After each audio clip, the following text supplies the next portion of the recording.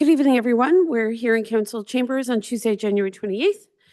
We're convening our meeting at 6:30 p.m. I'd like to note that Councillor O'Sullivan is traveling, so isn't with us this evening, and Deputy Mayor joins us online. So welcome, Deputy Mayor. We'll do our best to accommodate you. I'll look to a council colleague to read the land acknowledgement before I proceed with some short remarks. Council colleagues? Anyone want to read the land acknowledgement? Councillor Wilson? Okay.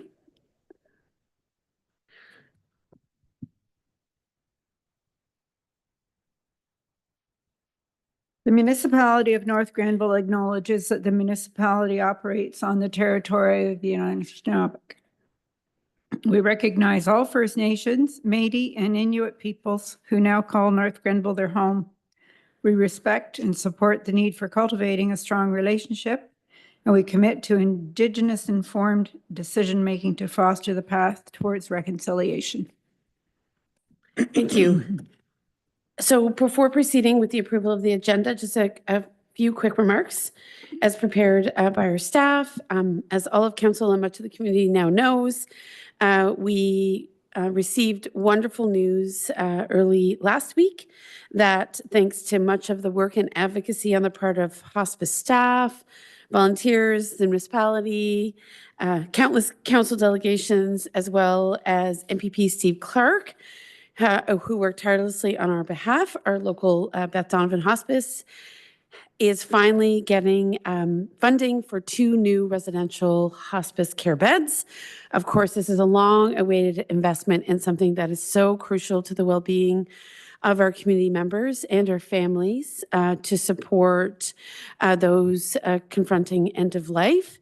And it's critically important, and we said this so often during ministerial delegations, that to ask seniors and families who are already very distressed to drive 400 series highways to access hospice care in another community was simply not acceptable. So after many, many years of advocacy and the support of our local MPP, we finally got funding for our 2 hospice beds. So we're extremely appreciative and very excited that soon we'll be crossing the finish line on that one. In addition, the wait is over. Some of you may know we are officially welcoming back the return of the Kemptville Winter Carnival. It's a one-day festival this Saturday. It's the 3rd time we've held the Kemptville Winter Carnival. And thankfully, this year, owing to weather conditions, it can be hosted in Currie Park. We have already flooded, and we've seen hundreds of people enjoying our Kemptville Creek for skating and a little bit of shinny. And it's been really wonderful to see so many individuals, young and old, families, get out on the ice. So for our winter festival, you can come and enjoy some food, entertainment, as well as some friendly competitions, I'm told. So if you go to the Facebook page, which is Kemptville Winter Carnival, you'll see a full itinerary of events. Also this Saturday evening, the Kemptville Snowmobile Club is hosting its 50th anniversary Snow-A-Rama dinner. It celebrates a half-century of supporting the Easter Seals charity, which has raised over $20 million for kids with disabilities. Kemptville has been a proud part of this tradition from the start. So this Saturday, February 1st, they will be hosting a dinner at the Kemptville Snowmobile Clubhouse. It is a fundraiser. And then on Sunday, February 2nd, you can join the club for breakfast and an antique sled show, as well as a 100-kilometer rally. So we really encourage you to come out and show your support and make a contribution to the Easter Seals. Finally, 2 other things. Our North Granville Civic Awards nominations are still open until February 26th. We look forward to receiving some fabulous nominations. Every year we get to learn a little bit more about some of our community members who really contribute immensely to the community, increase the quality of life, and really work in partnership with the municipality to ensure that various initiatives that we couldn't as a municipality undertake by ourselves are in fact part of how our community members experience North Granville. So we're really grateful and excited for our Civic Awards. And with that, I'll ask a council colleague to consider moving the adoption of our amended agenda for January 28th. The item that we've added to the agenda is K.6.1, and that is to consider a proposed funding application for the Community Sport and Infrastructure Fund, Stream 2, in relation to our multi-sport four-season sports dome. So with that, I'll look for a mover and a seconder for our agenda. Councillor Wilson, Deputy Mayor, thank you very much. So this is to move to adopt rather the agenda as amended. I'm going to call the question. All in favor? Thank you. So with that, we'll move on. We are very pleased to welcome Sustainable North Grenville. I believe Mr. Tom Graham is here to provide some budget considerations, and I believe you have a co-presenter with you, so come on down.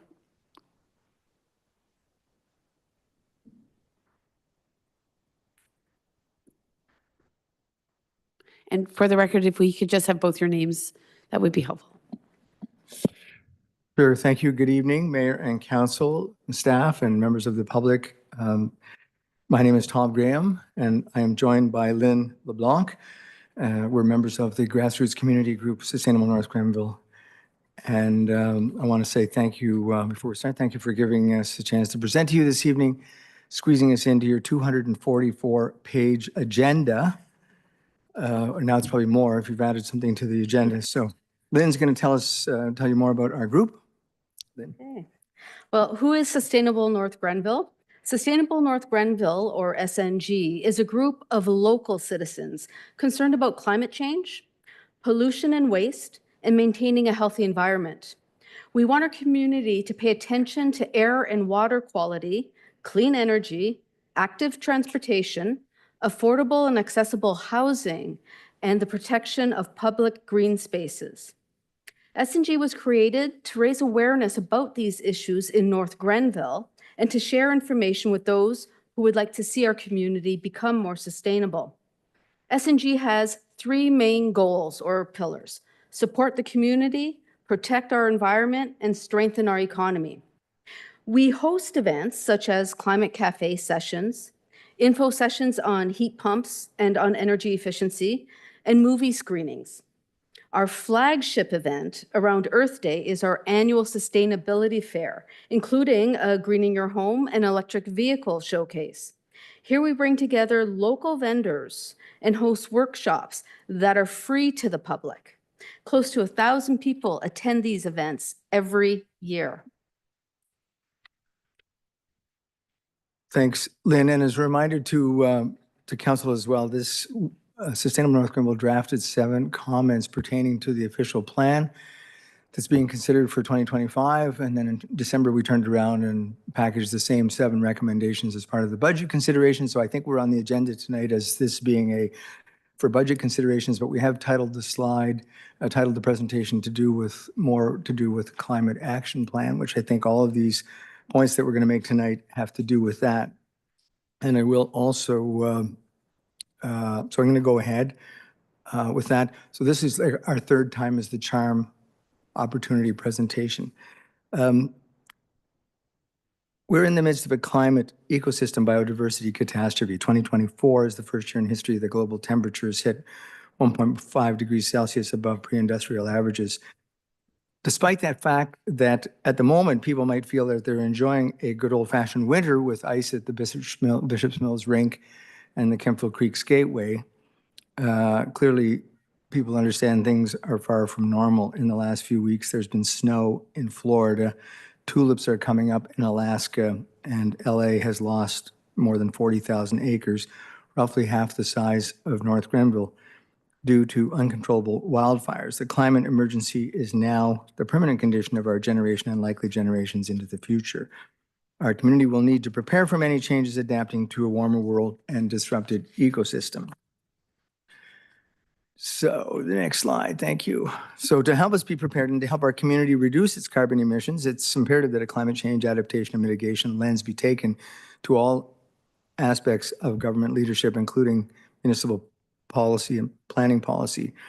The present official plan under the climate change section says that the goal of the municipality is to reduce greenhouse gas emissions and improve climate change adaptation. On the following slides, we're going to offer the following considerations towards the immediate development of a climate action plan. And it is worthy of note that these recommendations speak to all 5 pillars of North Grenville Strategic Plan, which is something I know you guys like to know. So the next slide, the number 1, enhance green transportation infrastructure. Residents have to be able to walk or cycle easily and safely throughout the community. This must be included in all planning and development. We need safer connections between and among residential development areas, including the hamlets, the downtown Kemptville Colonnade campus, and amenities such as groceries and other retail. The option to cycle should be available year-round by clearing cycling routes. As part of connectivity and walkability, the municipality should focus on downtown businesses and urban infill rather than car access only new business. NG Transit, which recently implemented by the municipality, is a great first step. The next step will be to take that and create viable transit connections between North Grenville and other communities such as Ottawa. In the 25 to 50-year time frame, retaining and reclaiming the rail right-of-way between Kemptville and Ottawa may be a wise action step. Next slide, please. So preserve and protect green spaces as mitigation and adaptation measures. Preserving the green space that we already have and plan for more space. And I'll add, let's imagine a future where we don't clear cut 1,000 acres for housing, but actually leave areas of green space alone for the health and enjoyment of residents and other living things. Green spaces help to regulate building temperatures and street level temperatures and reduce the need for energy-intensive interior climate control. New green spaces and an increased canopy will help to increase local carbon sequestration, contributing to mitigation efforts. Research shows that regular exposure to natural spaces improves many psychological parameters, including increased well-being and happiness, less mental illness in children, and improved attention and ADHD. Public municipal lands such as Ferguson Forest and the Kemptville campus lands are always under intense pressure for development. Consider protecting these lands under a land trust mechanism such as the Ontario Farmland Trust, which would keep them from being developed in perpetuity. Next slide, please. Then over to you. Work towards a net zero build environment. Well, how? Ensure climate goals are integrated into residential and commercial development policy. Research shows that policy intervention can create positive tipping points that accelerate the transition to a low carbon society. Of the various interventions that are available to government, regulatory mandates has the biggest impact in the studies compared with taxation and subsidies. North Grenville should require environmental building standards that exceed Ontario's building code. We have the technology in Ontario and locally to build homes that are carbon neutral and even carbon negative. If we don't insist on these standards today, the homes we continue to rapidly build will be obsolete in an imminent low carbon future. Building to carbon neutral or carbon negative standards is much easier and cheaper than retrofitting to carbon neutral standards. Our community is growing. We must future-proof new development by requiring carbon neutral technologies as a condition to that development. To fail to do this is to take away real choice, committing residents to this decision for years and decades to come. Building homes with gas furnaces in a new subdivision is a long-term decision that effectively blocks or dissuades people from clean, modern alternative options. New home buyers need to be able to make the choice. Next slide, please. So another 4th recommendation, using planning policy to support mental health resilience. Recognize that the climate crisis is and will increasingly become a mental health crisis. Our community must create the capacity for a thing called transformational resilience. Transformational resilience is created when people are buffered against stress, i.e. natural disasters, and the community's condition allow for people to live with meaning and purpose. What can the municipality do? The municipality can foster these outcomes by helping residents see local actions and get involved, creating opportunities for community connections around the climate crisis, and supporting a natural disaster response team as examples. Next slide, please. Number 5, supporting local food production. Support a thriving local food system by adopting planning measures that encourage farm stands, farmers markets, and small-scale food processing. For example, North Grenville could examine the model of the National Capital Commission, which provides long-term land leases to farm operators whose business goals align with the sustainability goals of the Commission. This model has launched many successful and influential small-scale farms throughout the region and could be considered for lands on Kemptville campus. The current North Grenville OP states the municipality is looking into the adoption of a backyard agricultural bylaw. This would be a good time to make this happen. Other planning bylaw and economic development measures that encourage farm stands, farmers markets, small-scale food processing, and marketing of these assets would further support a thriving local food system. Second last point, number 6, protecting local water sources. We must protect our water supply against threats from development. Water is our most valuable resource. Over 70% of North Grenville residents drink water right out of the ground from their wells at home. Our local aquifer has already been identified as highly vulnerable. North Grenville is now a blue community. This is good. More needs to be done in terms of public education so that everyone is aware of the importance of protecting this critical resource. Part of protecting rural wells is limiting aggregate production in sensitive areas. The current official plan identifies several locations for potential bedrock extraction, which were incorrectly identified back in 2009, and they remain on the schedule today. North Grenville should adopt a precautionary principle approach and enshrine in planning policy a commitment that aggregate extraction in sensitive areas will not endanger our community's water supply. So the next slide, the final slide is planning for the future. Create a new official plan that is innovative, bold, and visionary. That's all. Develop and implement education and awareness strategies to ensure community prepares for climate change. I have a note here that says work with schools and other community groups to get the community involved and get community buy-in. Embed climate change risks into the inspection, maintenance, and design of municipal infrastructure. And the point of this presentation is developing a climate action plan to help our community reduce our carbon footprint and increase our resilience. And finally, for other resources and to help integrating climate change considerations into community plans, check out the Federation of Canadian Municipalities Green Fund. Now is the time to develop a climate action plan for North Grenville. Thank you very much. And we're happy to answer any questions should there be any. I know you've studied this in depth, so you probably don't have any questions, but we're happy to answer any. Great, thank you. I have a couple, but I'm going to defer to council colleagues first, where I can kick things off. All right. So thank you. As I think you are aware, we are going down the path of a climate action strategy of some sort. I know the terminology shifts. We've been taking some guidance from the Federation of Canadian Municipalities, who does have a fund available to support municipalities who are early on the path when it comes to climate mitigation, identification of risk. And I'm pleased that Hilary Jeannot, who's with us this evening, has been mandated to support the effort. I know internally as well, there are some efforts operationally to look at how the municipality itself as an entity, as an organization, can potentially address climate mitigation, et cetera. So certainly I don't know if Ms. Jeannot wants to say anything at this moment before I ask a couple of the questions. Okay. So I think our expectation is that if we get support from the Federation of Canadian Municipalities, then certainly within the year, we would have a framework for climate action. Ms. Jeannot?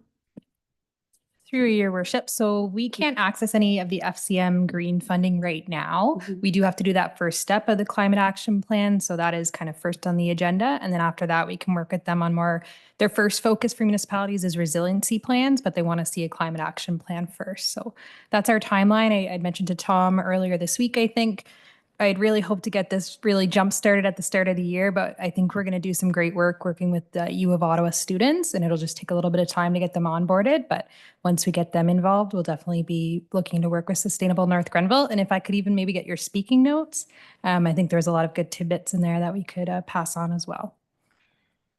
Certainly, thank you, Director Geno. I want to reiterate, in case it's not clear, that Sustainable North Grenville and the volunteers on our team are certainly willing to work with you and your committee and the students. Obviously, they've got expertise in the scientific end of things. We have, besides those of us with excellent speaking skills, we have members who actually know stuff about climate change. So they would be only too willing to lend their help and support as the municipality undertakes this.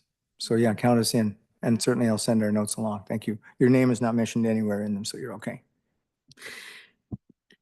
So to clarify, the FCM funding becomes available once we've, in fact, established the climate action plan as a first critical step for the municipality. Okay. And certainly our strategic planning documents, our official planning documents, all of them point in this direction. So I think we're really excited to finally embark upon this initiative. So just two things that came up in your slide presentation, and I'm sorry it's not on the screen anymore. I don't know if it's easily accessible. You obviously spoke to the backyard agricultural bylaw or variation thereof, which would, I think, help to, I guess, enable or formalize some backyard agricultural activities. Has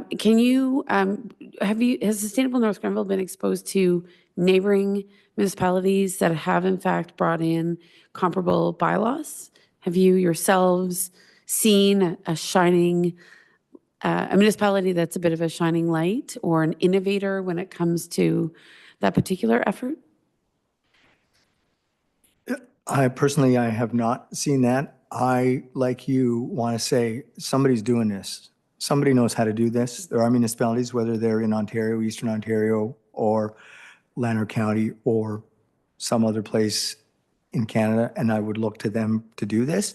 I think that what I took from that when we put the slide together, because we had members saying we need support for local food and local food processing, which speaks to actually the foundation of things like the whole food industry. So it's what we were taking by mentioning the fact that we know that the official plan says the municipality is looking into backyard agriculture. That is like a teeny tiny step. But I know that causes problems for people who don't like the rooster going off and the neighbors at 4 in the morning. I get that. But much broader point to this is more what the municipality can do from a planning and economic development standpoint to foster support for local agriculture, which would be done on the campus beyond the scale of the community gardens, literally, sort of incubating farms who want to start small and go further. So it's really a much bigger point, and I know you're asking us about one of the small points, but there's lots in this point to be considered, and I'm confident that there are places we can look at to figure out how to do it. Great, thank you. I look forward to more discussion on that because I know it's something that council has had on our minds for quite some time. So maybe the climate action plan will give us the mechanism by which we can truly and meaningfully explore some of the options. My second question is, one of your points says to reclaim the rail right-of-way between Kemptville and Ottawa. And I presume you mean utilization of a dormant rail trail. Is that correct? Or are you speaking of something else? Oh my gosh, no, that is the thing. And of course, it's not dormant for those people who enjoy it every day walking through Kemptville. Yes, It's but you said between Kemptville and Ottawa. Well, the rail trail that goes from Prescott to Ottawa. Indeed, I'm aware of that. So we have an active rail trail that is well utilized within the town of Kemptville, but you're speaking to the expansion of that rail trail. It will be, anybody that's traveled to places like Europe, not just Britain, but Europe, they understand how communities are connected via rail, mostly electric. And it seems to me that it's almost inevitable that within the next 50 years, we're going to have electric trains that run right into Ottawa. But it's very hard because it's something that takes time. We've already given up the rail right-of-way, sold it, abandoned it. Some of it's still owned by the rail company, some of it's not. And it would take a fair bit of work to reclaim it as a rail right-of-way. But once it's in place, we'll wonder how we got along without it. And we will be able to find other places to walk. So, but that will take a very bold long-term vision, which so far it's difficult for, you know, four-year councils to consider. But somebody is going to figure it out. Okay, I understand now. So it's not the utilization of the rail trail for pedestrians and other recreational users. It's reclaiming the rail right of way to facilitate rail travel down the road. Okay. Okay, great. And then my final question was, you did speak and we have had some preliminary discussion in regards to how to ensure climate goals are integrated into residential and commercial development policies. I think through some of the engagement we will have with Hillary and her team and our planning team, I think hope to see where green building standards can be incorporated. Again, I'd just be interested, just given the conversations you have at Sustainable North Grenville, if you are aware of neighboring communities that have modeled something similar or taken a bold step to normalizing some of those green development standards. I know we have the benefit of excellent planning staff at the table who, understand, I think, what the possibilities are, but I believe at this moment, municipalities collectively are at the earlier end of this effort to try to create a catalyst for developers to think differently about energy efficiency or how they build their buildings and what have you. I would urge this council and staff to look, if I'm sure they have already, at the FCM has examples every year with case studies of municipalities that are doing bold things as far as design guidelines, green guidelines, LEED standards, et cetera, all across the country. And I would say, without me naming them, I would say that by referring to the FCM folks, that you'll find lots of examples, all at different stages, all to different degrees of implementation. The risk, I think it has to be said that as any municipality wants, that usually wants development because it means incoming tax as a tax base. And we say are afraid to impose design guidelines that might scare away a potential developer. So we do everything we can to bend over backwards with a developer. But I think we're sort of at a point now where a great opportunity, North Grenville is certainly, where we see the results of certain kinds of development. And we have to say, well, why don't we do this? And it will attract the right kind of developers who want to do a green standard and want to be able to claim that they're doing a green standard. So you can say, well, that's okay. We're the community that wants to offer that. What a coincidence. So it won't be an easy thing, but I think you can look to what other examples are out there and follow their steps. And I think it's going to be the way of the future. I think that's what you have to face. And the sooner we get on with it, the better. Okay, great. Anything else? Karen, is there anything you'd like to add? If I may, Madam Mayor, I just want to highlight some of the things that we are actively including in the 2025 budget and what this council has already done. We have purchased the rail trail from the 43 to the 416 in a land swap. So except for one small component, we are pretty much there, and the City of Ottawa actually owns everything north from the 416 into the Ottawa boundary. So we are collaboratively working with the City of Ottawa to, at this point in time, replace the trail within the rail right-of-way, and hopefully in the future, who knows what it will actually bring. So some of the things that you have already identified and requested as budgetary requests, considerations as we do our work, are actively on the majority of staff's mind and as an extension council's. Thank you. Good. Just imagine what you'll be able to do with all the money you now don't have to spend. Well, maybe just to wrap it up, during the pandemic, we were approached by a councillor from the City of Ottawa on the rural side of the house who said, we're in the middle of a active transportation master plan. We've identified this rail trail and its connectivity south. as a priority, would you like to work with us to in fact look at a feasibility study to connect our respective rail trails?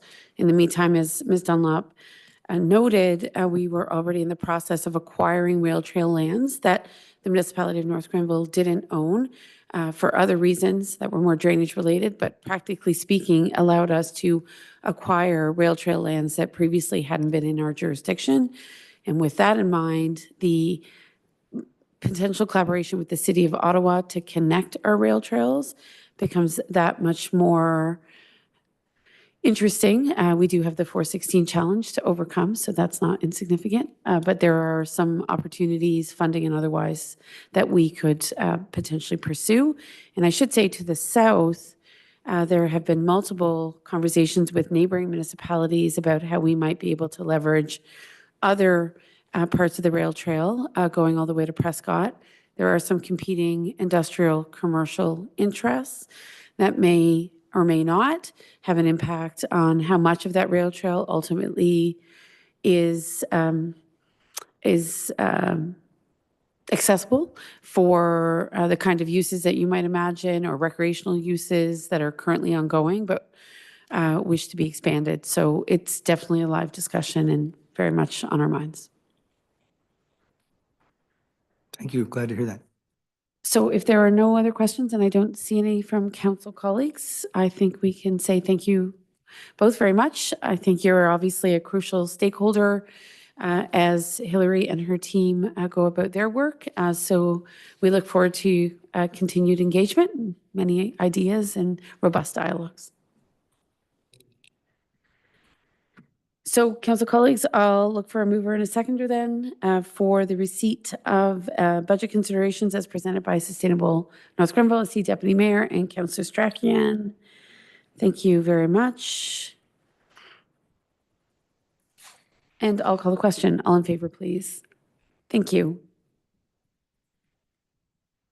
So we have no other delegations this evening. We have a number of items listed under consent. Colleagues, if there's any item that you wish to have pulled from the consent agenda, you are more than free to let me know now. Items listed under the consent agenda are considered routine and are seen to no longer require further discussion. As such, they are enacted in one motion. But if there is anything this evening that you would like pulled from the consent agenda, please let me know. See no hands. So then I would look for a mover and a seconder for the adoption of the consent agenda as presented. Thank you, Councillor Wilson. Seconder, Deputy Mayor. So with that, I'll call the question. All in favor? Okay, so that carries. Next, we will move on to reports, and we have Ms. Dunlop, I believe, presenting council remuneration. Oh, I'm sorry, Chloe. Ms. Preston. Thank you, Madam Mayor. And through you to council, this evening we are presenting a first draft of a new council remuneration bylaw. As council may or may not recall, it's been some years since we've brought a consolidated remuneration bylaw before you to represent the things that constitute a variety of items that have to do with council's remuneration. As council knows, we pass a budget annually for your budget that involves a variety of items. And this policy seeks to ratify those so that we can benefit from the staff procedure of helping us to prepare your annual budget. Given the opportunity to review the bylaw, we have also added some components for a wholesome review for council's consideration. The base remuneration provided in the draft bylaw represents the 2025 values as set out based on CPI from last year to this year and represents no difference from a normal procedure that we would have undertaken. As council is aware, OMERS and benefits under the municipal employees group health and welfare insurance plan have also been something historically included and represents no change. They're just being proposed to ratify in the new remuneration bylaw. Conferences and professional development have historically been things that council has been provided as members of council. This policy seeks to ratify and provide them in a way that we can provide adequate budget preparations. as well as differentiate the difference between conferences and professional development. As council knows, our partners like AMO, FCM, and Roma, OGRA, they provide a variety of opportunities for different learnings throughout the year, which are separate from their conferences, and therefore we feel that it could be an independent line item. The other consideration for council this evening with regards to conferences is the idea or the concept of a per diem rate for the attendance at events. As council knows, their base salary or base remuneration is for your attendance at meetings and doesn't include compensation for your attendance at conferences or professional development. And therefore, our staff went through a analysis to determine what might be the going norm for these per diems. Based on our analysis, the average rates for per diem for a full day of remuneration is $150 and $75 for a half day.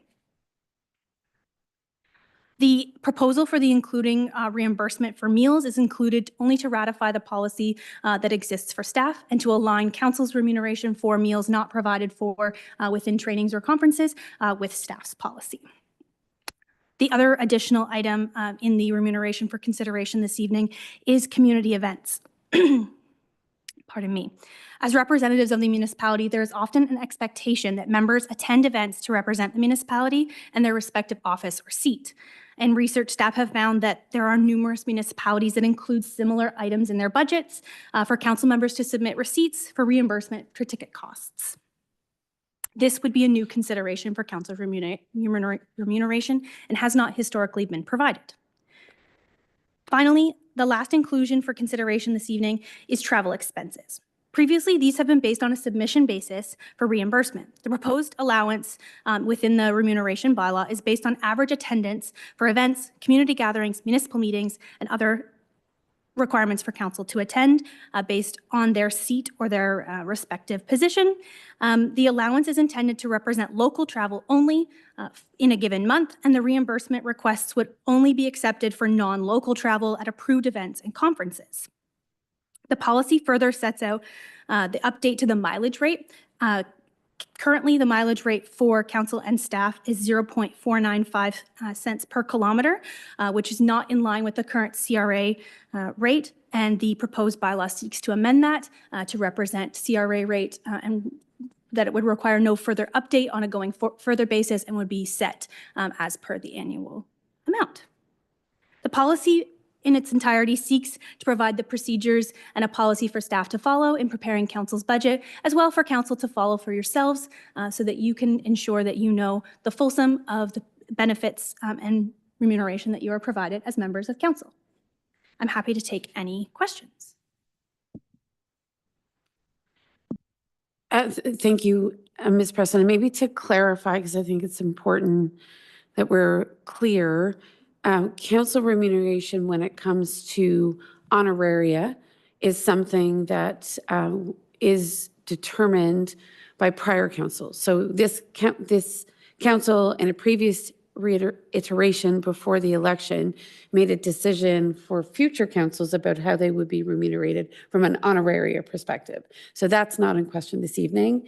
We're not looking to change that approach, because obviously that's something that's, from our perspective, something that we shouldn't do midterm, because we wouldn't want to contemplate our own honoraria in terms of any sort of increase. So that's not what's in question this evening. What you're seeking, I think, to formalize is some of those other expenses that are incurred by council for which the municipality up to now has compensated council in a more ad hoc manner.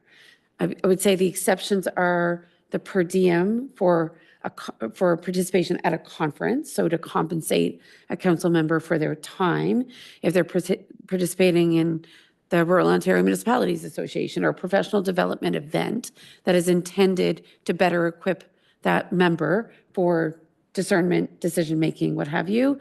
And the other exception would be mileage.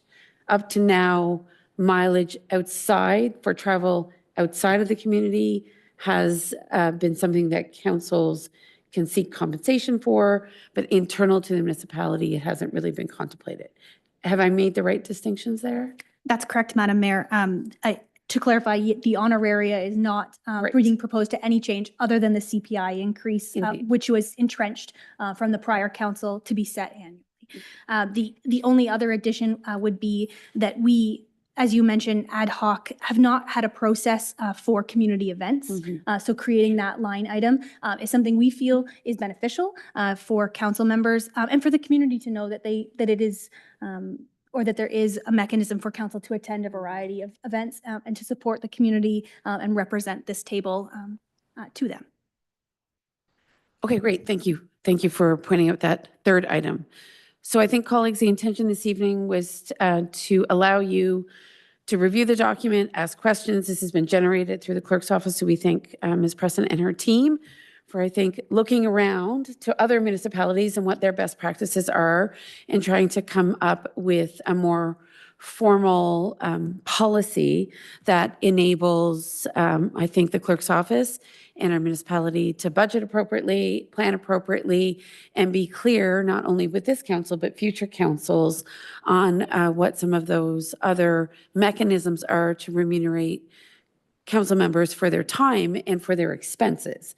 Because obviously when you travel to a community event or participate in a community event, certainly there are costs attached to that. So we certainly appreciate, Ms. Preston, that you and your team have done some heavy lifting and looking around and seeing what other municipalities do as well, so that this council could have some opportunity to think about how to move forward.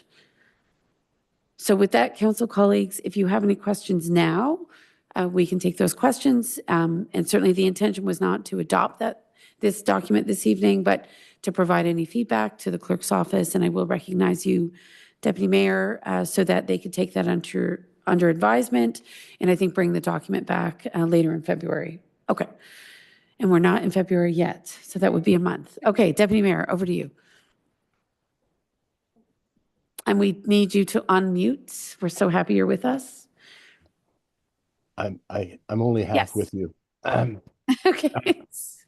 Through you, Madam Mayor, to our clerk, Ms. Preston. I welcome the consideration for community events, because I personally find it sometimes I want to attend an event, and if there's an admission fee, I've attended so many events that I unfortunately can't afford to attend. So that's welcome.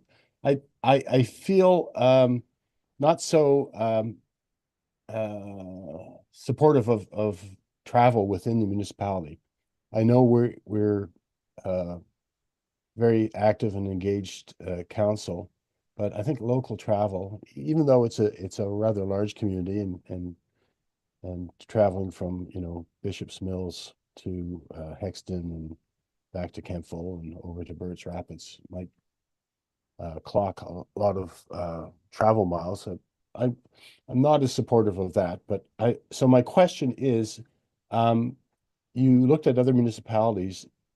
Are there other municipalities that have an allowance for travel within their municipality? Through you, Madam Mayor, to Deputy Mayor Barclay, we did find a few municipalities who undertook this approach.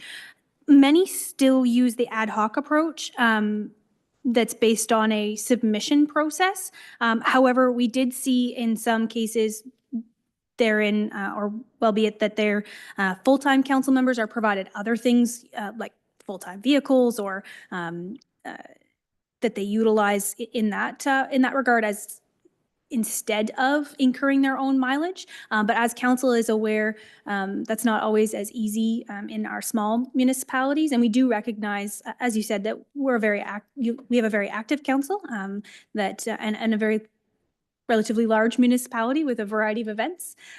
So it isn't abnormal, but I wouldn't say that it would be an industry standard, but definitely not, we would not be the only municipality with this policy in place. Okay, great. Any other questions in regards to the policy? Any other feedback for the clerk's office at this stage? Okay. I'm not seeing any. So I think, council colleagues, just the think the intention by the clerk's office is to try to formalize this policy, whatever the final iteration looks like, around the same time as, or just before the adoption of the budget, so that budget envelopes can be finalized in terms of what the anticipated expenditures are for council.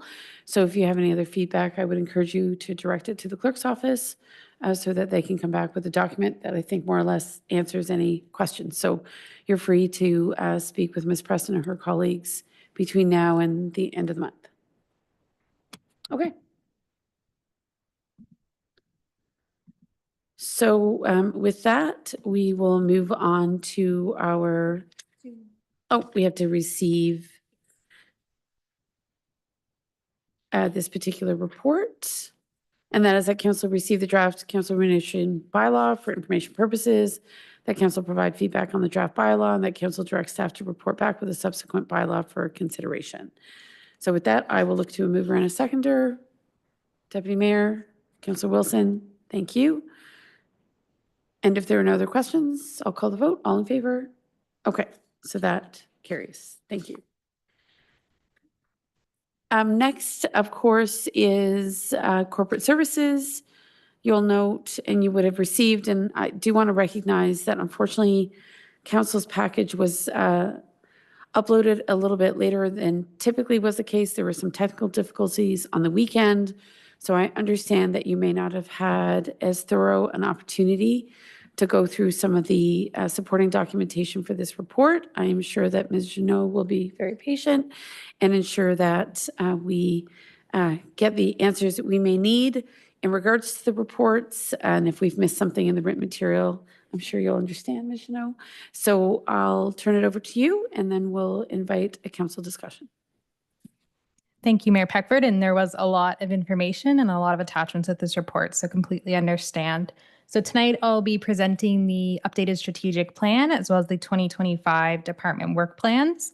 As you're all well aware, the strat plan was adopted in January 2022. And since then, staff have been working on items related to the plan through their department work plans each year. So the work plan focuses on larger projects rather than our regular operations. So, we're not going to include things like reviewing planning applications under the planning and development department, but I assure you, they're still doing that, I understand. We do have some SMT here tonight that can answer some questions, but if anyone's not here, we're happy to take any questions you have back to them. Or you could ask questions as well at the budget session. The budget session will go into detail about how we'll be enacting each of these department work plans. Next slide, please, Chloe. And so this is just a reminder of our typical process when it comes to the strat planning and department work plans. So we try to bring this to you in January, the strat plan update, as well as the department work plans.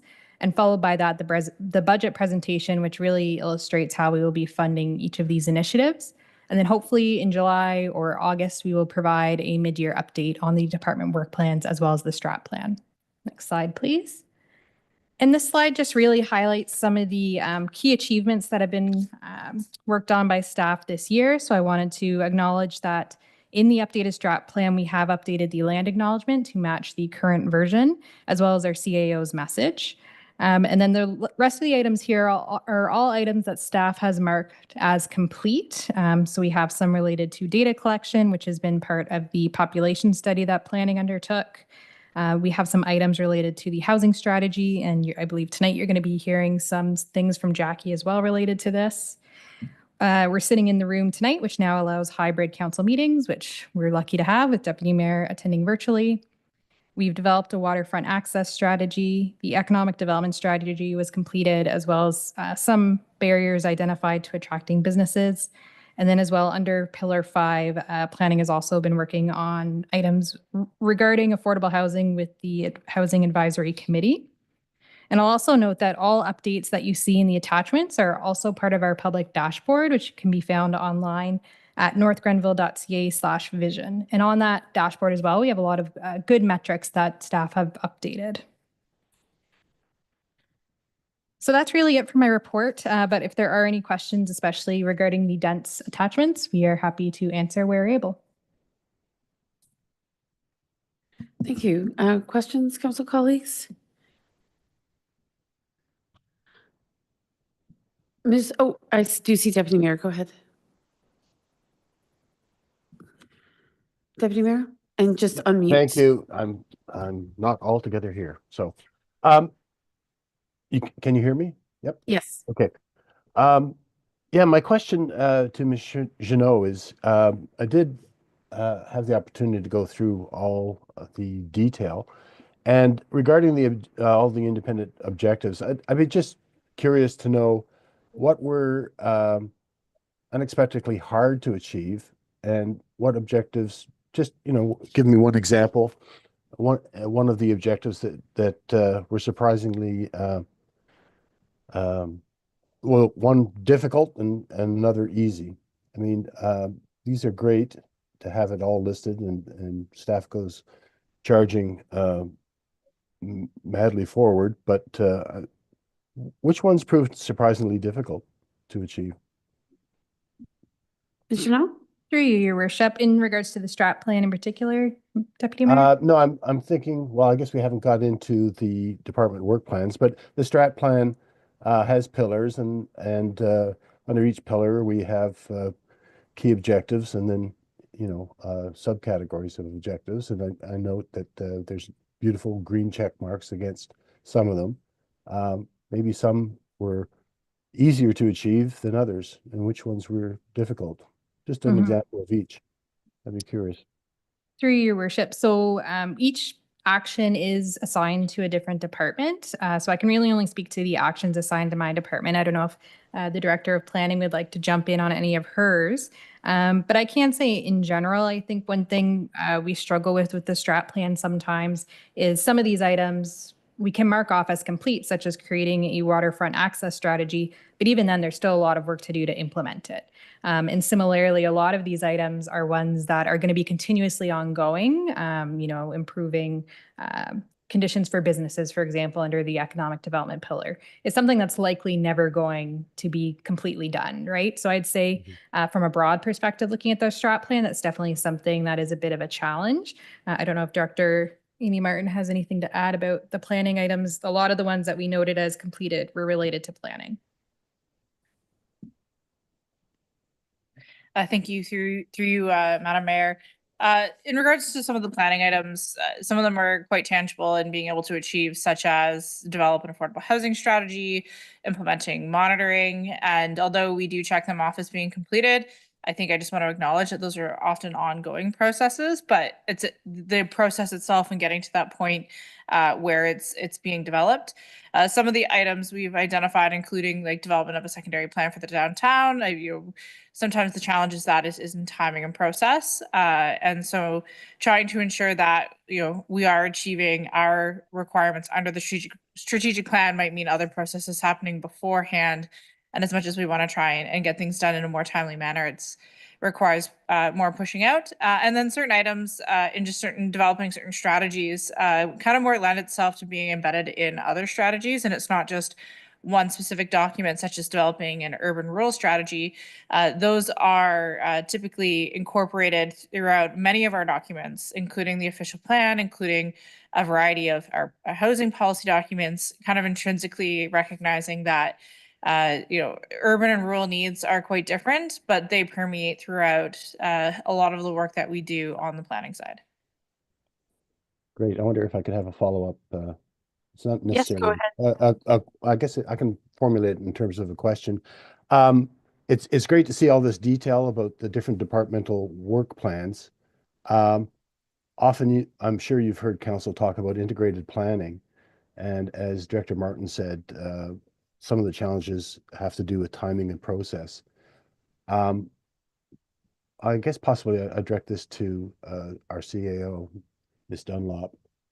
What kind of efforts are we undertaking to integrate the plans of these different departments? Is SMT getting together and talking about timing and process? When we're talking about things like, as Director Martin said, downtown revitalization, the secondary plan, sometimes you have to push in one area and then pause in other areas. But I'm even thinking about the presentation tonight about a climate action plan that would go right across the departments.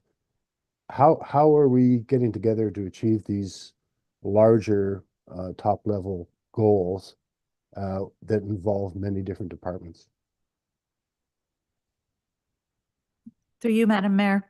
Well, SMT does get together every Wednesday morning and comes together as a group to do as much collaborative discussion on not just the strategic plan, but also all the functions and operations of the municipality.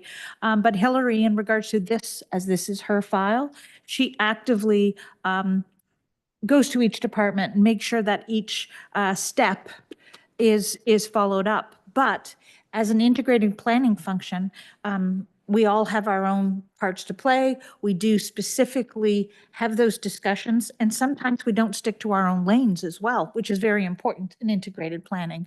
Hillary may bring up something that's public works related.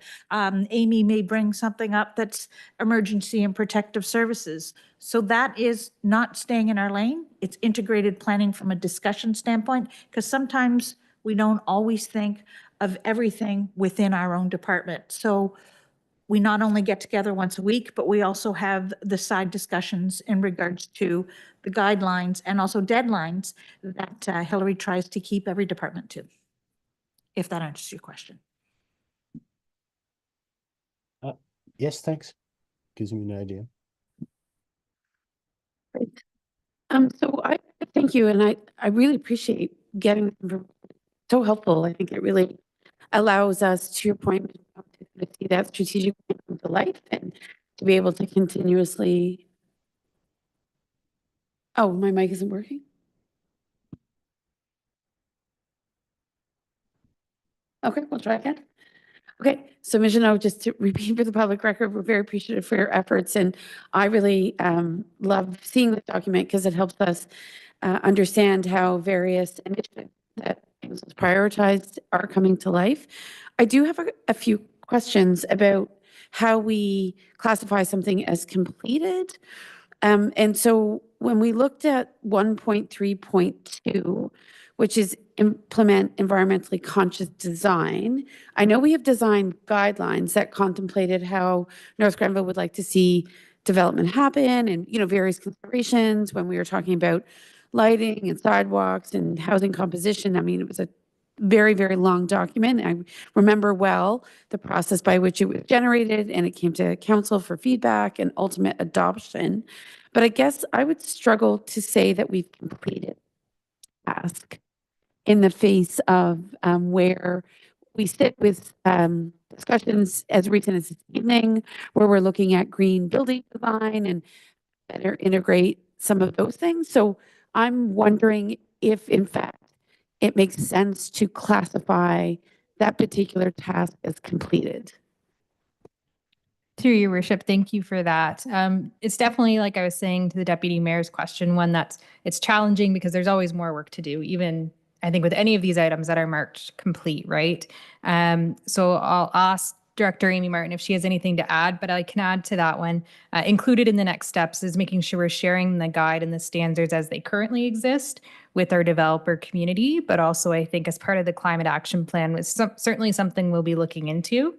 We are looking at potentially doing an update to the strategic plan in the fall of this year, so it's certainly an item we can flag for one that might need to be revisited.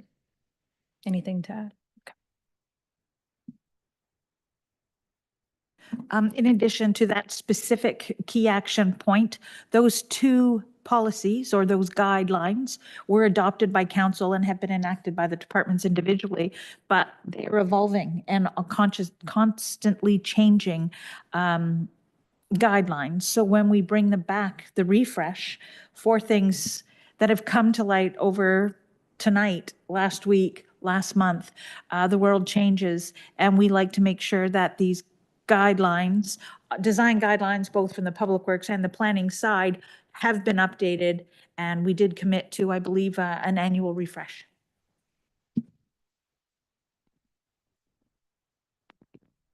Again, is this okay? Okay. So maybe we can comment on or Ms.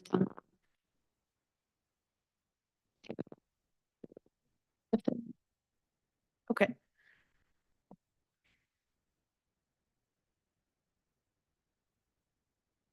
Okay, we'll try this. How are we doing now? Okay. So so if you don't mind, I just have a couple of other questions. I look at 2.2.2. The key action is develop an active transportation strategy to promote active transportation by enhancing and sharing information on rural routes, developing Waterford trails, mapping wayfind.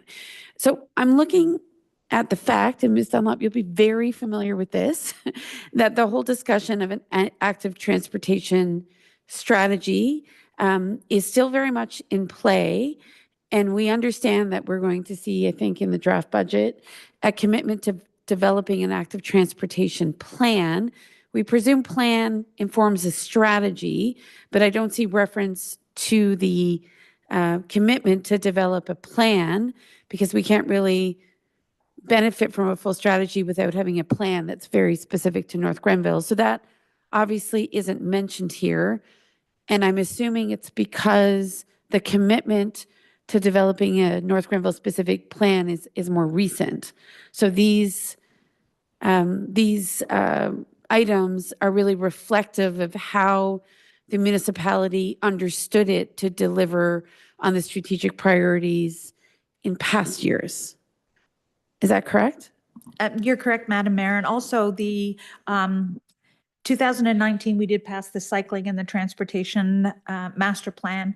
This year in the 2025 draft budget, which you will receive on February the 25th formally, will include an active transportation master plan component, plus the upgrade of the cycling and the transportation master plan. Master plans, again, are a living document. They should be refreshed every roughly 5 years, because as a growing community, as any community, the world changes and technology changes, our expectation changes. So yes, this is the plan that was at the time of the document, but you are correct. You will see an active transportation plan as well as the update to the other plans as part of the 2025 draft budget.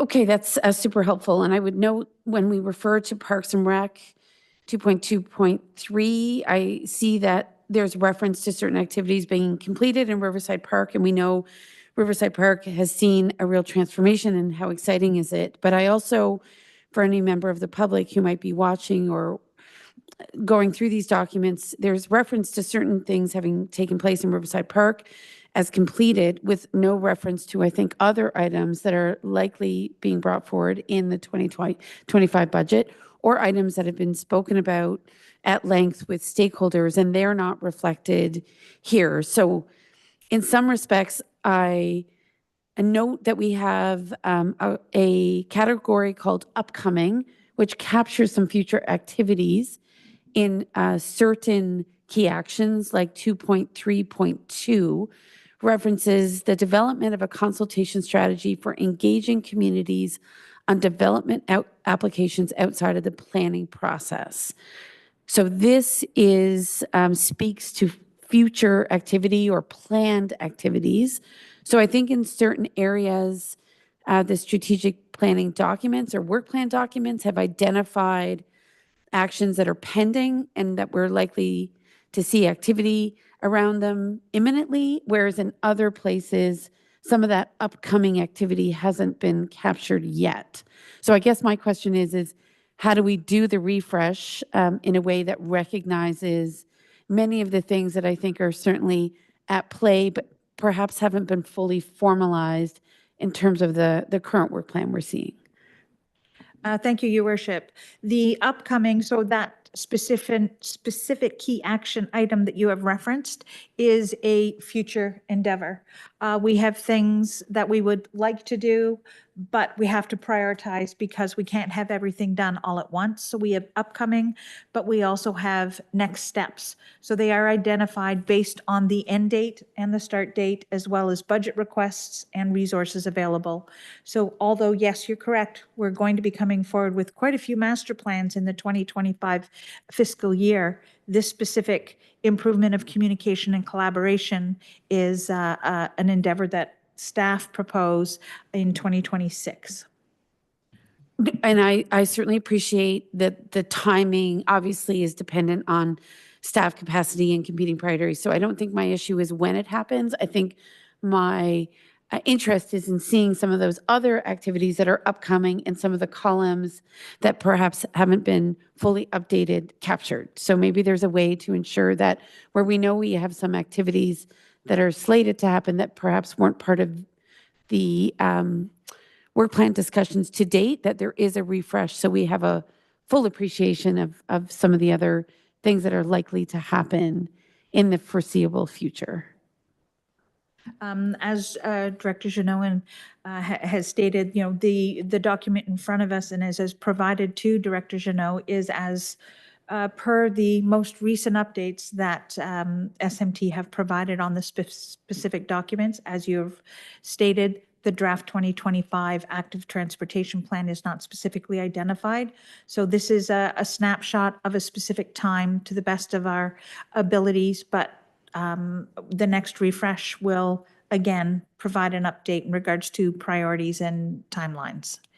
I'm not sure that specifically answers your question, but No, that's hopefully- helpful. And maybe what we could consider is perhaps a mid-year review that would better capture some of those activities that may be highlighted in our budget process for 2025, just so that the document is as accurate as possible.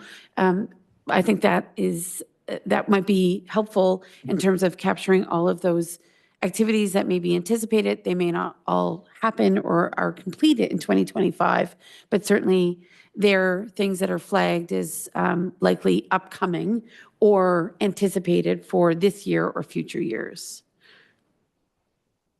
Thank you, Your Worship, for the question, and I can take it back to the team and see what I can provide back in the next little while. Okay.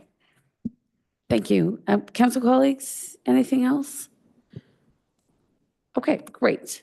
So with that, perhaps given the most recent discussion, we would look to receive the report titled 2025 Departmental Work Plans and Strategic Plan Update, and perhaps direct staff to report back for a possible mid-year refresh. How does that sound? If I may, Madam Mayor, yes, it is the intention to come back mid-year. In the planning process, in the presentation says July, we will come back with a mid-year update. Oh, well, there we go then. Excellent. So then I'll look for a mover and a seconder then. Councillor Wilson, Councillor Strachian, thank you. All right. And I will then call the vote. All in favor? Great. And thank you again. This is a lot of work. So I know, Ms. Janot, you've carried the ball, but working closely with departments, it's I can see how much this municipality is seeking to really enact not just work plans, but the strategic pillars that council identified some years ago. So thank you. We're a very busy municipality. So I know there's lots on the go at all times. So not easy to keep it all moving in the same direction, but I found it most useful to receive the report and see all of the activities that are underway and those that have been accomplished and all the things that are to come. So with that, colleagues, we have nothing under emergency and protective services this evening. So we're going to K.6, which is the Community Sport and Recreation Infrastructure Fund. And it's in regards to our Stream 2 application. And Ms. Dunlop, are you presenting that? Yes, Your Worship, I am. There is no written report in your package this evening, but the Parks and Recreation team have been working with a consultant to provide a robust application, which we will have ready to submit this coming Friday, hopefully Thursday. And as part of the requirements for that grant application process, we do require a specifically worded resolution, and which is in front of you this evening. Excellent. So colleagues, any questions in regards to our Stream 2 application for the construction of a multi-sport dome?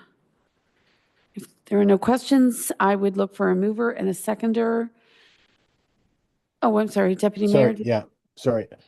In our applications, is there a suggestion of what the municipality would be contributing? in terms of either land or funding? My understanding is that we're applying for up to 70% of the funds required to build the dome. And Ms. Dunlop, you wish to add, or? No, that is, we are applying for up to 70%. It's a 50 or a 70 is part of the application. We are trying to fulfill as many obligations or within the grant as robustly as we can. We have also received in written format over 29 letters of support from education, physicians, OPP, sports organizations to help support the application. Great. Great. See that Councillor Wilson has her hand up? Thank you through you, Mayor Peckford, to all of staff that expedited getting this work done. They worked through their weekend to accomplish this, and thank you. It has been a rather intensive effort over the last few days in partnership with a consulting team, but certainly we understand certain members of our Parks and Rec department have been very hard at work. So we appreciate that very much. Okay, so 70%, we're applying for up to 70% of the estimated cost. And of course, the other thing the municipality obviously has to offer is land. So the proposed location would be Kemptville Campus. Unfortunately, that's a very large land parcel that we happen to own, that's strategically located, and I think provides an ideal place in the community for such a structure and to gather all sorts of people for different recreational and cultural uses. So I think that's important for the application, that we are proposing to do it on land that we own and that can be easily serviced. So if there's nothing else, I don't see any other hands. I'll just look for a mover and a seconder then for the following: that council endorse the municipality of North Grenville's application to the Community Sport and Recreation Infrastructure Fund for the construction of a multi-sport dome. So a mover and a seconder, please. Okay, thank you. Councillor Strachian, Deputy Mayor, and I'll call the question. All in favor? Great, thank you. That carries, and I know that as we sprint to the finish line here, we're working closely with our various elected officials at higher levels so that they fully appreciate the value of this particular amenity to North Grenville. And as we all know, we did have the benefit of meeting with the ministry while we were at the Royal Ontario Municipalities Association, and I think made a very compelling argument for why they should help to fund such an exciting recreational amenity in North Grenville. So I think we're having all the conversations we need to have to position the application well. So next, under K.7, we have our planning and development file, and we have a disposition of land bylaw and municipality-owned lands inventory. So I know we spoke of this earlier late last year when we had an update on the Housing Accelerator Fund initiative. And tonight we're receiving our disposition of land bylaw and municipal owned lands inventory. And I believe Jackie is here I should say doctor, I apologize, should not address you by your first name. So we have relevant staff, and maybe Mr. Mosher as well will be speaking to this file. So over to you, team. Thank you so much, Madam Mayor. Tonight, as you mentioned, we're bringing a recommendation that council approve the proposed amendments that we've made to the existing disposition of land bylaw number 5-14, and receives the municipal owned lands inventory that has been prepared and circulated. So in terms of bylaw number 514, the existing disposition of lands bylaw, as part of one of our 7 initiatives, the Housing Accelerator Fund. There, I can see you now. We were to undertake a review of the existing bylaw in tandem with the creation of an inventory of municipal municipal-owned lands. So of course, as part of the half funding, but updates to this bylaw are also required under Section 270 of the Municipal Act. So the amendments that are being proposed tonight are specifically related to the scope of the bylaw, principles and priorities, and responsibility and implementation. There are no extractions or any substantive changes to the existing bylaw, except for the inclusion of these three specific sections.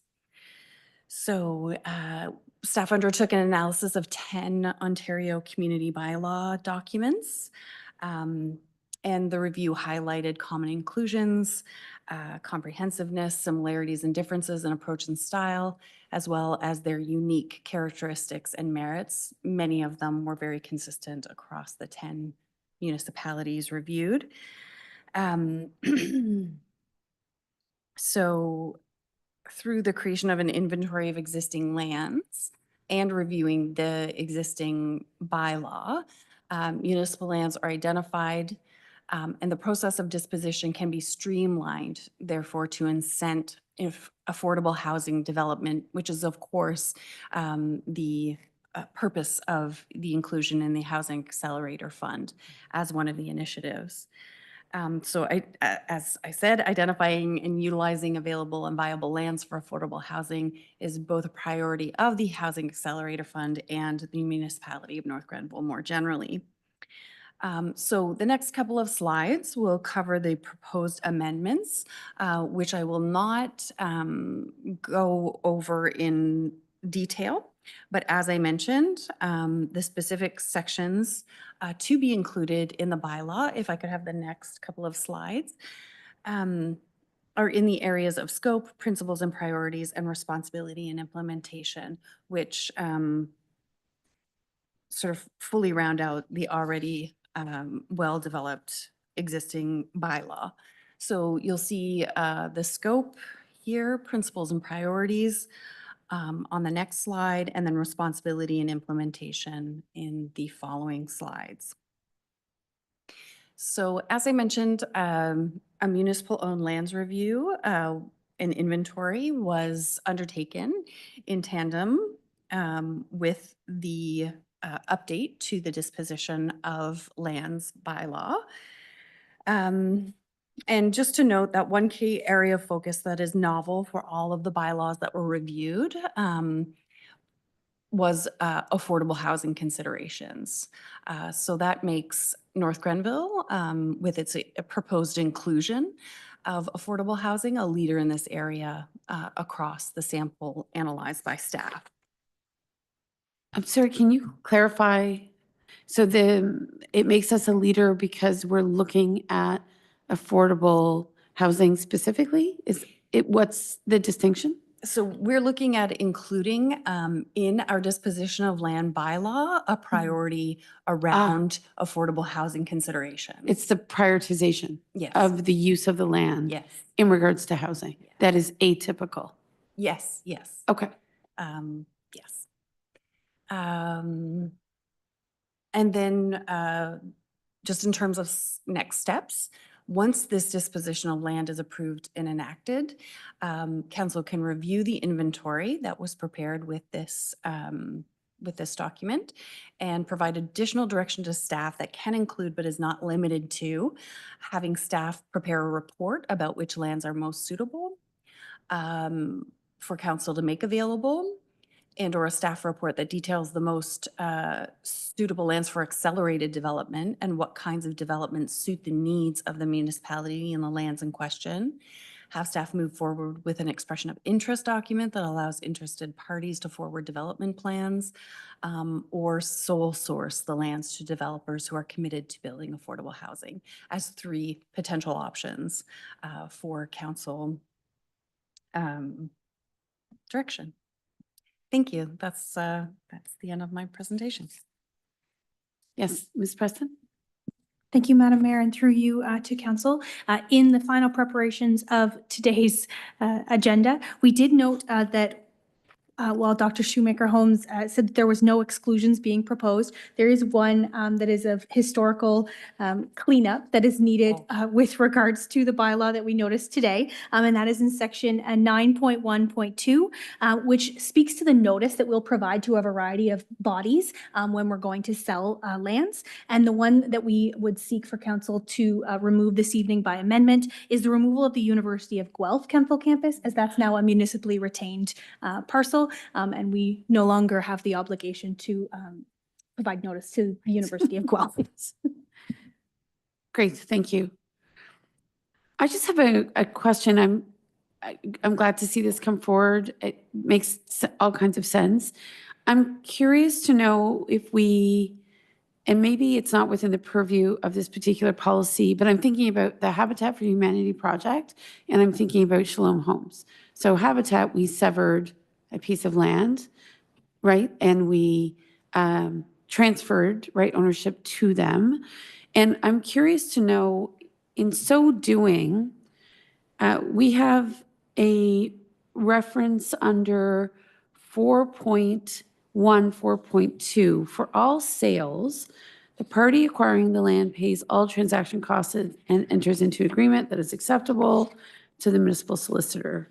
So I'm curious to know, when we did the Habitat severance, was Habitat responsible for paying all those costs, or were we sort of, because obviously when you have a party that's wishing to build affordable housing and you identify a piece of land that is of interest and could facilitate affordable housing, I'm curious to know why this provision wouldn't contemplate maybe shared costs. And I don't know actually how it played out for the Habitat project. Maybe they did assume all costs, but this policy is very clear that the acquisition of any surplus land, even if it was deemed to be transferred at no cost, still might have costs. So I'm just trying to figure out how that would play out.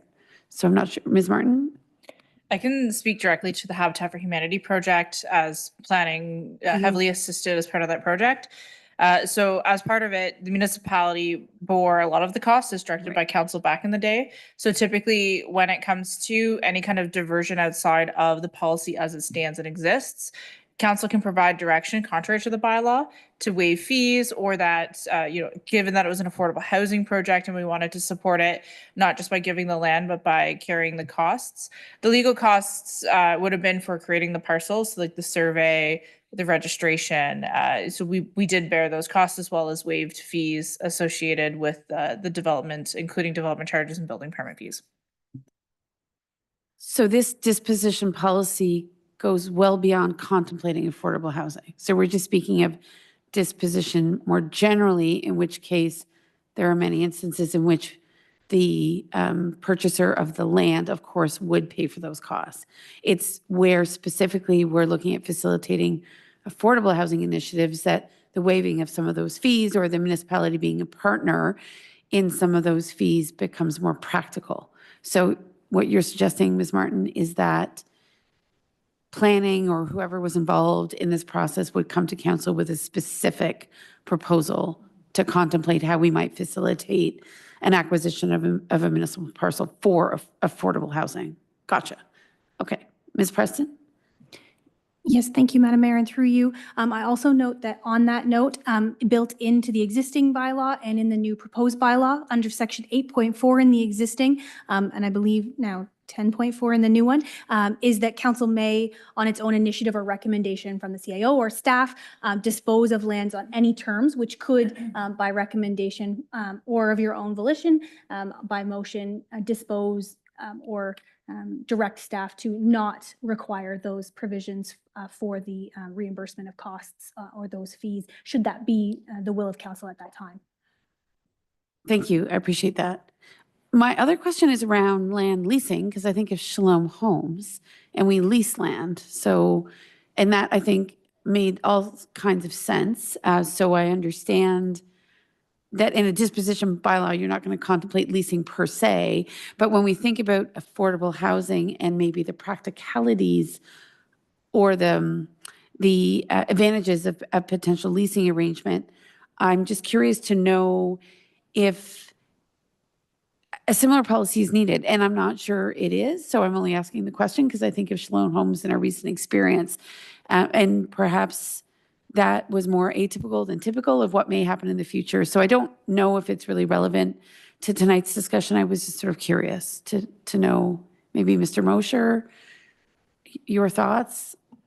Thank you, Your Worship. Within the definition section of the bylaw, it specifies what a disposition is, Ah, and it includes anything greater than a lease for 21 years. So under the Planning Act, you have to create that process for the land formally.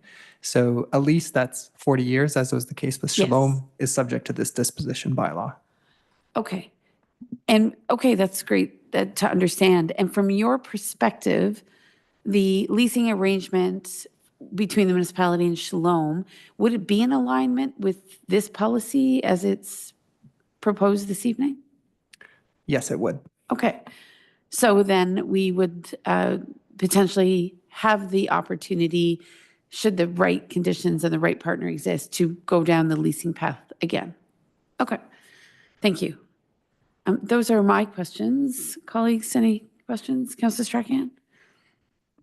And Deputy Mayor, I apologize, Deputy Mayor. Didn't see your hand. Go ahead, Councillor Strachan. Thank you. Through you, Madam Mayor, and perhaps a question for the clerk as you raised the list of stakeholders to engage with. I don't know if we have any precedent here, and I'm not sure if it applies because of our particular circumstances, but do we ever consult with Indigenous organizations when it comes to land discussions and so on?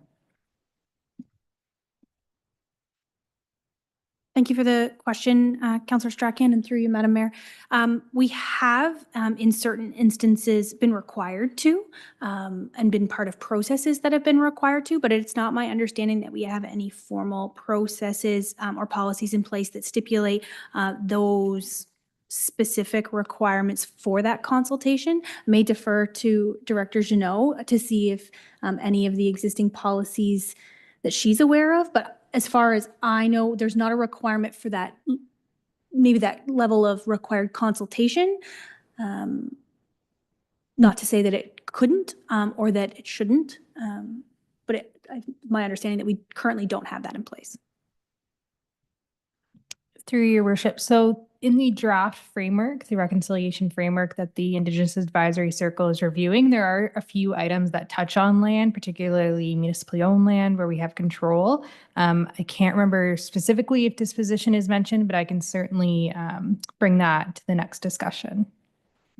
Thank you. Through you, Madam Mayor, I would appreciate that to just better understand where we can make that kind of change while we're in the process of reviewing this bylaw. Thank you.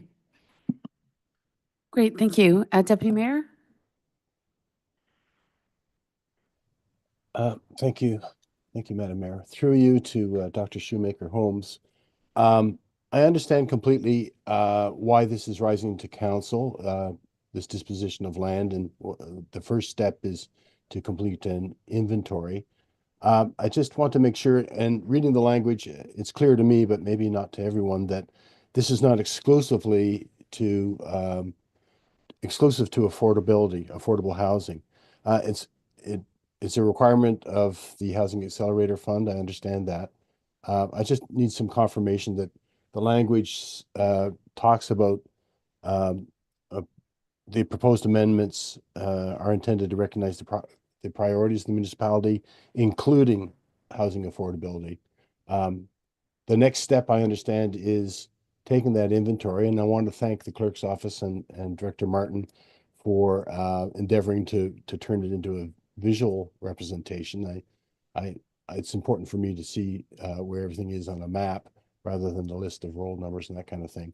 But I just want to make sure that the intent doesn't exclude other priorities that the municipality has.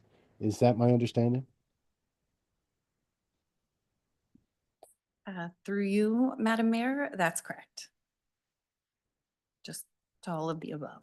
Thank you very much. Great, thank you.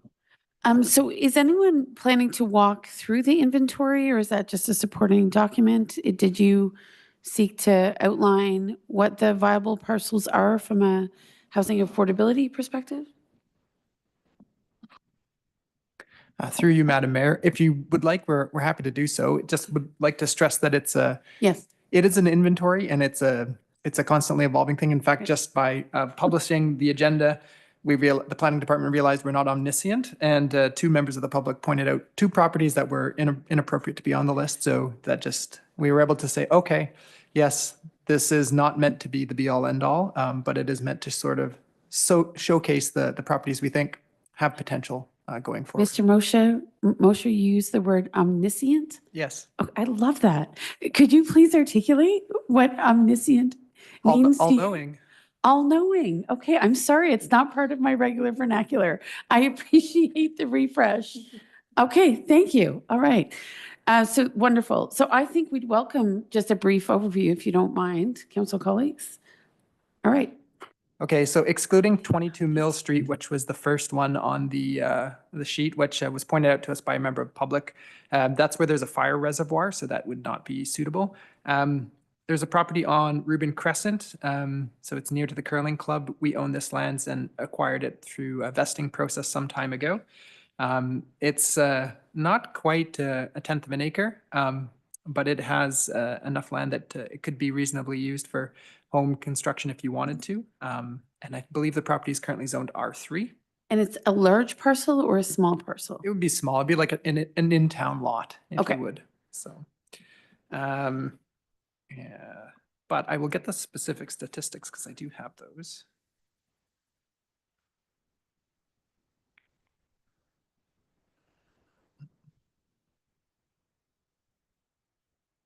And while you're getting those, you've noted that 22 Mill Street is no longer a viable property? Yeah, it was pointed out to us by a member of the public that the reason it's vacant and owned by the municipality is it contains a fire reservoir in Bishop's Mills in the event of a fire emergency. Understood. Okay, so we'll remove that one from the list. A living document, as you say. Yes. So yeah, the area of 216 Rubin, it's the size of a town lot. It's currently zoned R3. And it's got split designations under the official plan, being residential and institutional. Institutional because portion of the land is near to the curling club. It's got about 13 meters of frontage, so it's very much a viable town lot. 509 Kernahan. So this is where we currently rent the space to the EMS, and we're not looking to declare that surplus anytime soon, but just that if they ever decided to explore alternative locations, it's on our roster of like a land with a building that could be repurposed for something. In County Road 20, again, I believe in speaking with the deputy fire chief, he's indicated that this property may have some fire infrastructure which is used for firefighting purposes in the hamlet of Oxford Station. But it's possible that there could be additional land here which would be able to be utilized. That piece of land is about 2 acres in size. This property on Eager Road, which is about 1.25 acres with lots of frontage. We don't fully know the history of how it came to be in municipal ownership, but it's currently vacant. The Campbell campus, this is obviously a big one, and with lots of discussion about it, but it's a big parcel, partially located within the urban serviced area. At the south end towards Bedell, a portion of the property is actually located within the hamlet itself. So that's an area where there could be a subdivision that is contemplated at some point in future. So it's very interesting property and well positioned. And is it accessible to servicing or is it unserviced? Within the campus proper, yes, there are services in and around the existing buildings. To the south and to the hamlet of Bedell, that would be on private services. It would be private service. Okay. Mm-hmm. And then finally, Riverside Park.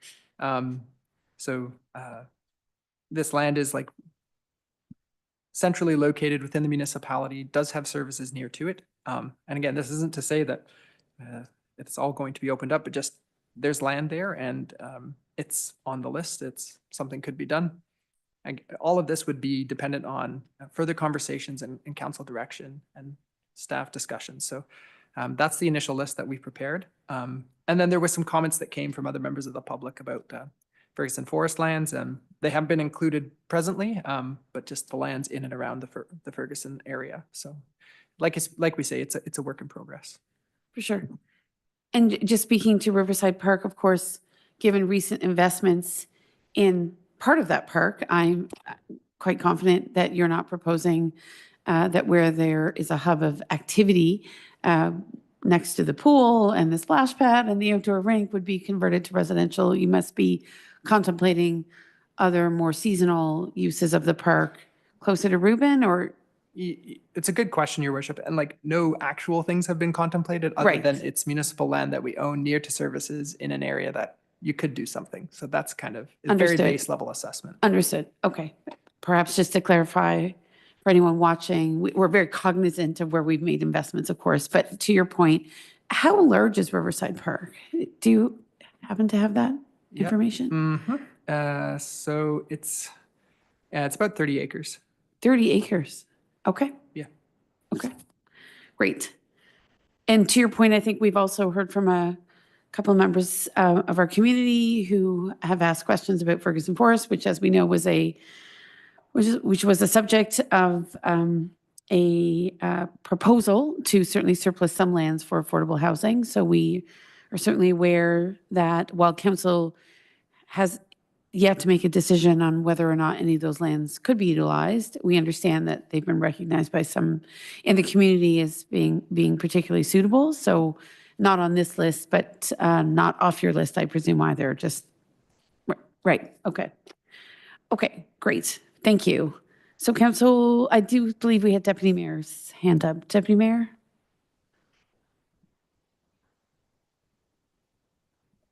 Thank you, Madam Mayor. Through you to, I guess, Deputy Director Mosher. It's great that you've been able to provide an early assessment of lands from the inventory that are amenable to development or could be considered for affordable housing.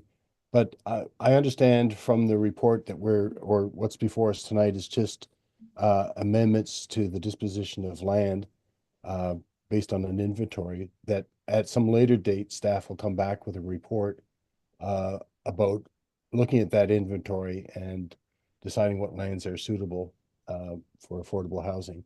That it was great to see a sneak peek, but correct me if I'm wrong, that we're looking forward to a report coming back to us with more detail about lands taken from the inventory that you would recommend for affordable housing.